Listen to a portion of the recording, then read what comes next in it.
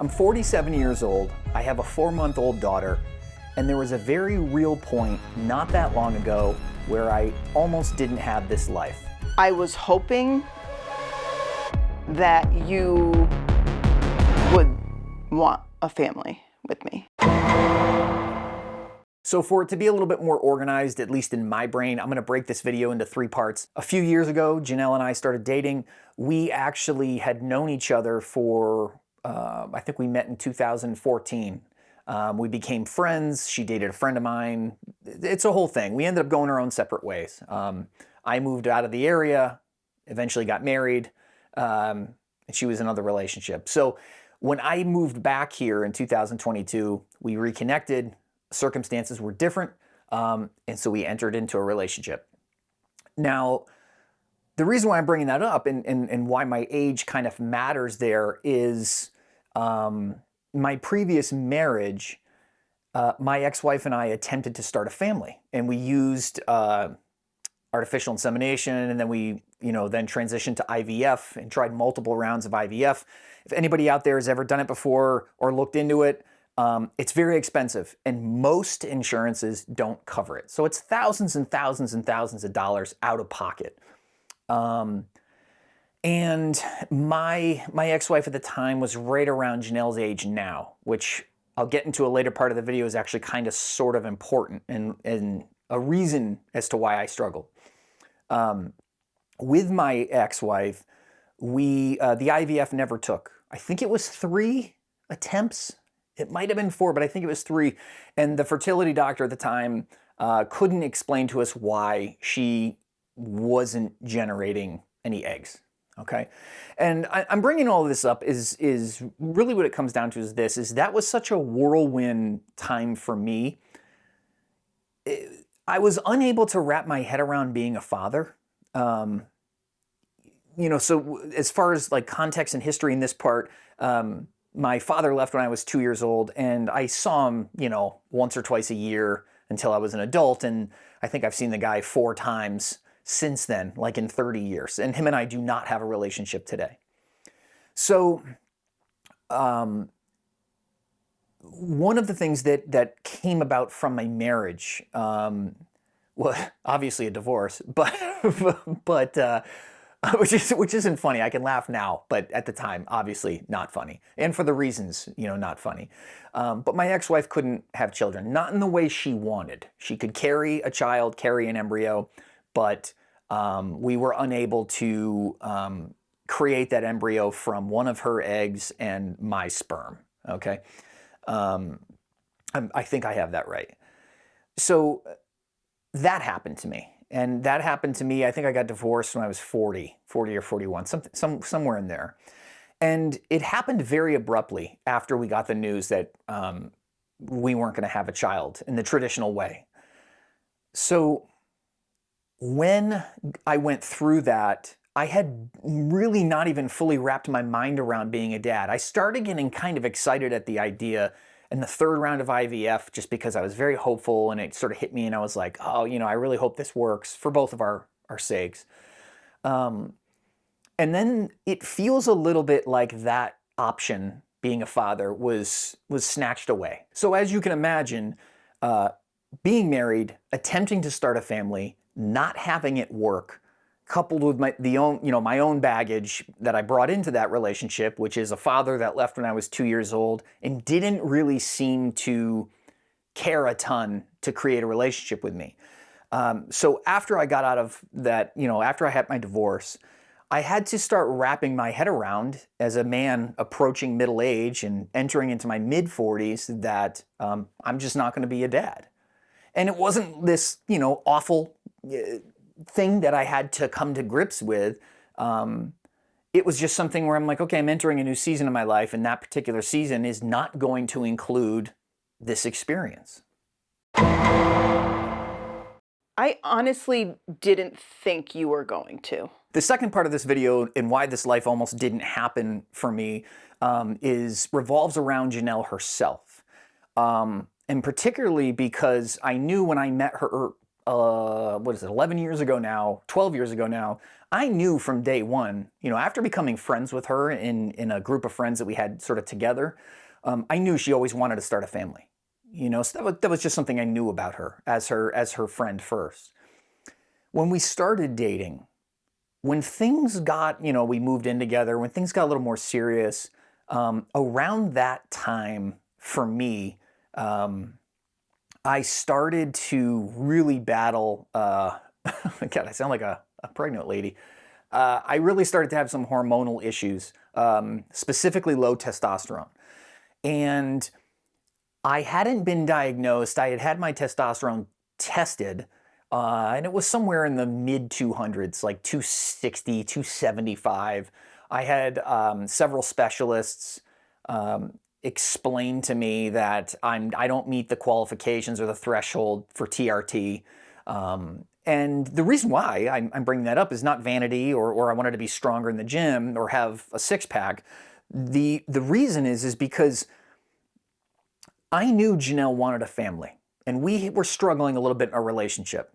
I think we both brought some baggage in from our previous relationships, but really, I was struggling because I knew she wanted to have a family. So what that means for me is if I know something about a person that I love or that I'm romantically interested in, I try to answer if I am compatible with those needs throughout my life. Case in point, if a woman tells me that she wants children, I will start to answer very early on. It could be a second date. That's how weird I am.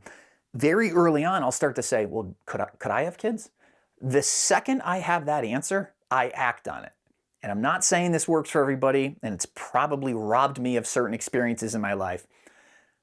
But I ask myself, well, do I want kids? If the answer is yes, we're going to keep dating. It doesn't mean that we're going to have children together. It just means if the answer is no, I'm going to respectfully bow out of dating, regardless of how fun it is, regardless of how much other things that we have in common. Because if I know fundamentally that this person's, what they want for their life and what I want for mine don't match, if they're like this, I'm not really sure why I would disrespect and waste her time and my own, To me, I feel like it's a little bit of trying to put a square peg in a round hole.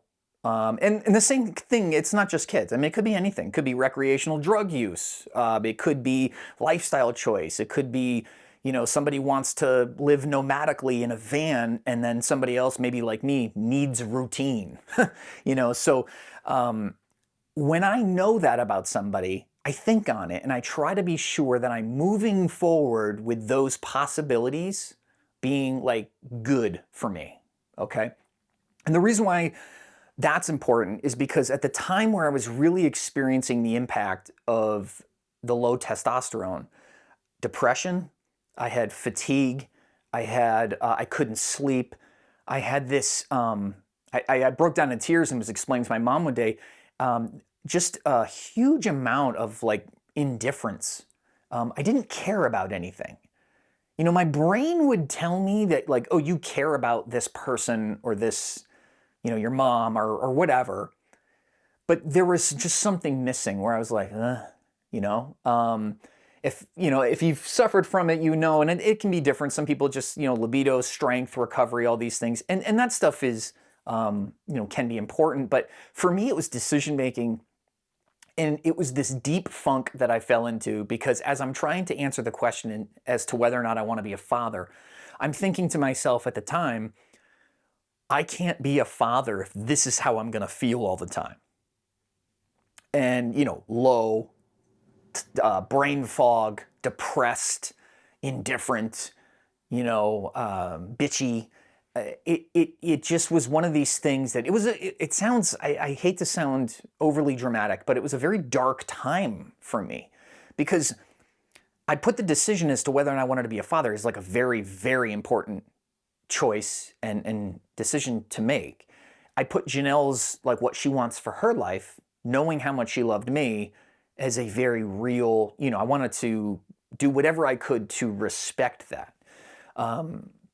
So you take those two things and you put them together, an inability to make decisions, the depression, the indifference, brain fog, fatigue, all of these things, lack of sleep.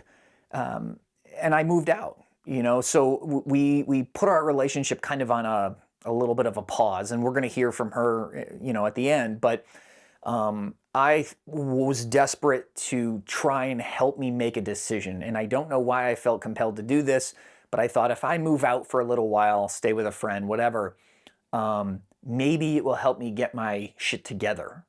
Because it wasn't working. We were just spinning our wheels. So the third part brings us to where we are today. Just to be clear, I was treated for my low testosterone symptoms. Ironically, I chose not to go on the injectable testosterone. I went with clomiphene citrate. Clomid is the street term. The reason why I'm sharing that is the irony is it's a female fertility drug. And my doctor put me on it because I told him that I would like to keep the option open to siring a child, if you will. And so he said that, the injectable testosterone will immediately shut down your sperm production. So if you want to keep that option open, try this first. I tried it. I had no side effects, and my testosterone after about a month and a half went up. It almost tripled. So I'm sharing that because when I started to feel the effects of that, my decision making became just like 800% more efficient. I slept better. I felt better. I was in a better mood. I was able to attack the question, do I want to be a father? And I ultimately came to yes pretty quickly because I thought to myself, I've experienced a lot in my life. I've been married, I've been divorced, I've traveled, I've, quit a career to go traveling on an open-ended trip and, in a relationship. And I have been to some places and experienced a lot of things. And I kept thinking to myself that there's this woman who supported me through this really low time. So I know she's tough. I know she's resilient. I know she loves me. I know she's, loyal, all the other things I already knew. I know all of this stuff. What better person, to not be with, but to experience raising a child with. And to me, I viewed fatherhood as like the tallest mountain in the world, and it's the only one you haven't scaled yet. I'm not sure if that makes sense because I'm not a mountain climber, and I actually haven't really been to like super high mountains. But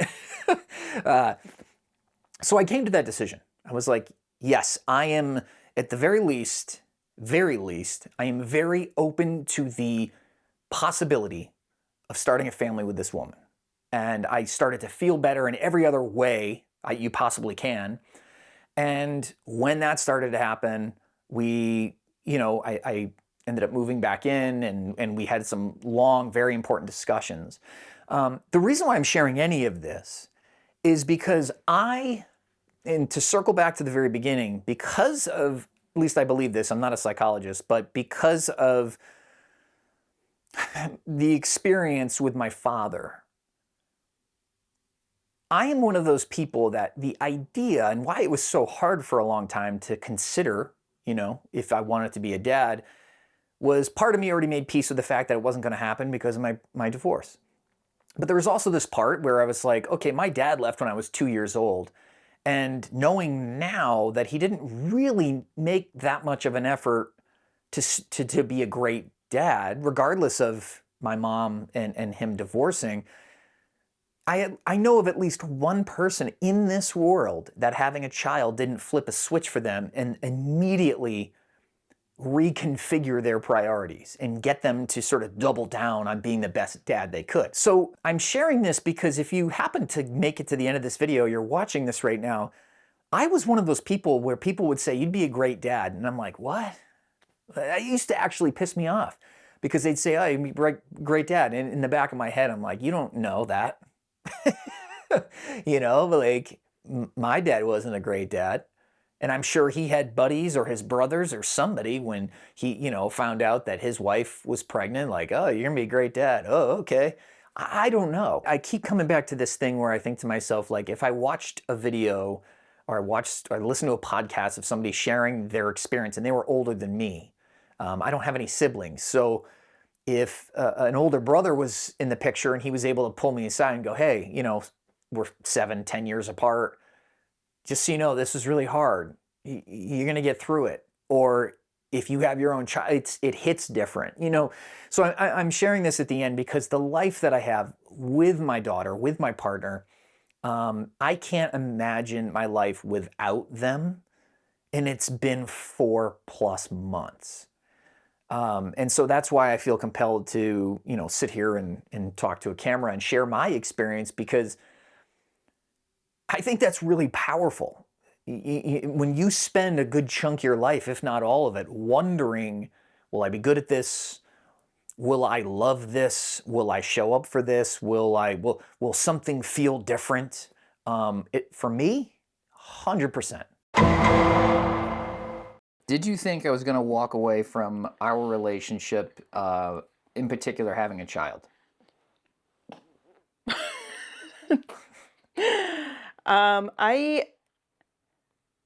I honestly didn't think you were going to.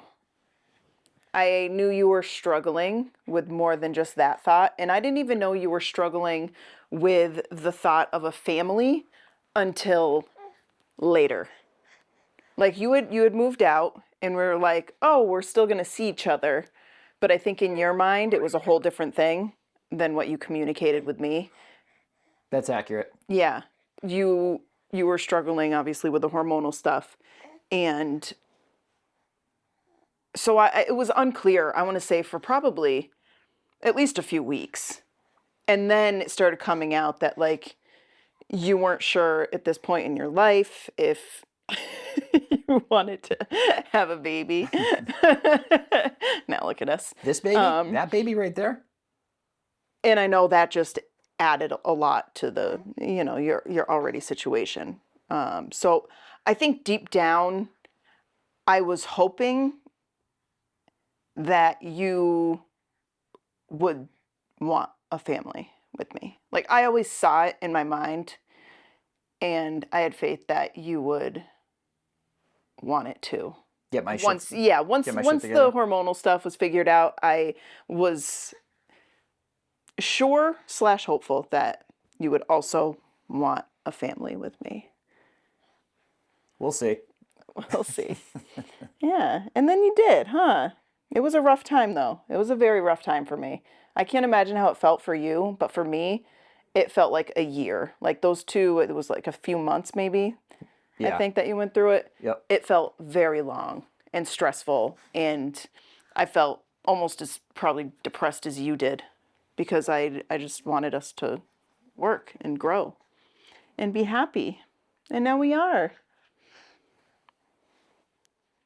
That's it.